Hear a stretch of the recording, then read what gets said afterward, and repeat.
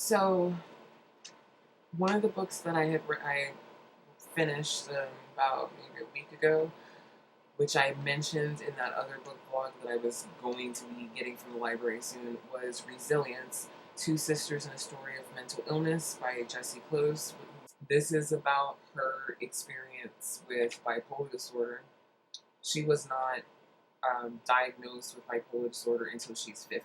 I could not imagine going literally half a century without a diagnosis and proper treatment of a disease which can actually be very debilitating. Now, unlike me, she has bipolar 1, I have bipolar 2. So, but despite the fact that mine is a little less severe, I seriously really related to this book. The thing about mental illness is that if if you have knowledge of certain illnesses, either because you have an illness or because you know people have an illness or because you're a mental health professional, yeah, there's going to be behavior that's going to be obvious, that's going to stick out like a sore thumb to you. But for most people, it doesn't exactly work that way.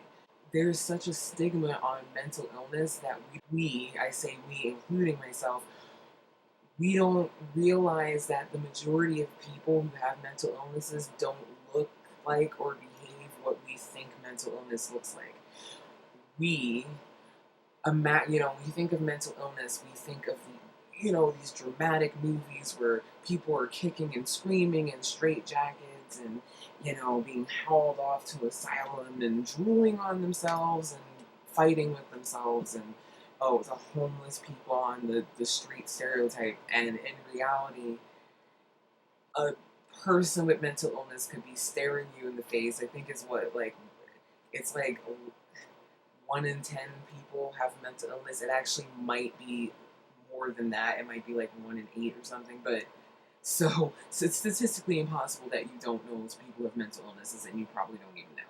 My whole point is, even myself, knowing that I have bipolar disorder, having been diagnosed almost 7 years ago, there were still behaviors that I myself did not attribute to my own illness, because it wasn't that I thought that the behavior was normal, but I just chalked it up to other things, like, oh, I was young and stupid, or I had been drinking that day, or I was stressed, or blah blah blah blah blah.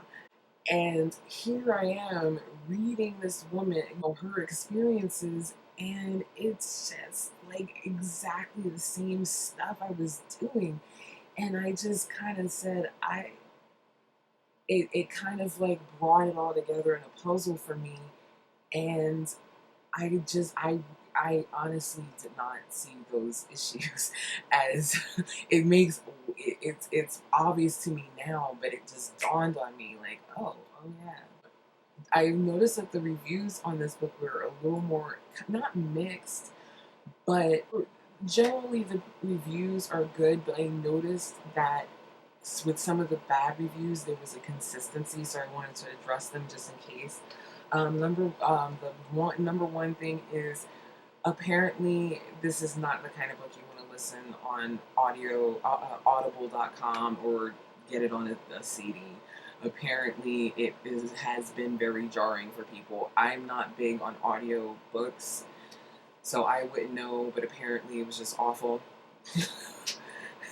That is what I'm getting. You're welcome to check the reviews yourself. The other thing, I saw more than one review that said that the book was not well written.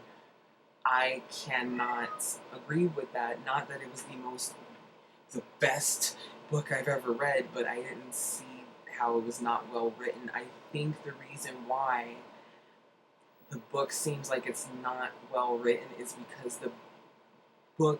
because she's directly like documenting her thoughts, her impulses, her back and forth, her horrific, debilitating depression, and her crazy manic. And I think for some people that style of writing was a little more jarring. I had no problems with it. I noticed a couple people said nasty things about how she had all this money. How could she have not been diagnosed till she was 50? And that's clearly someone who doesn't understand. It is not easy. It's even in this day and age, it is not easy to get correct to always get correct diagnosis with mental illness until there's a day where you can scan someone's brain and see, oh yeah, that person's depressed. It's not easy.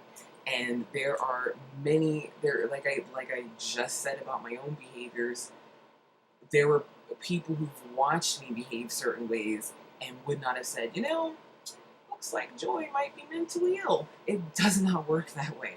So some things that might seem obvious to you on paper when you're reading someone's story and you already know that the person's bipolar because that's what the book is about may not be as obvious to you if you were there watching it.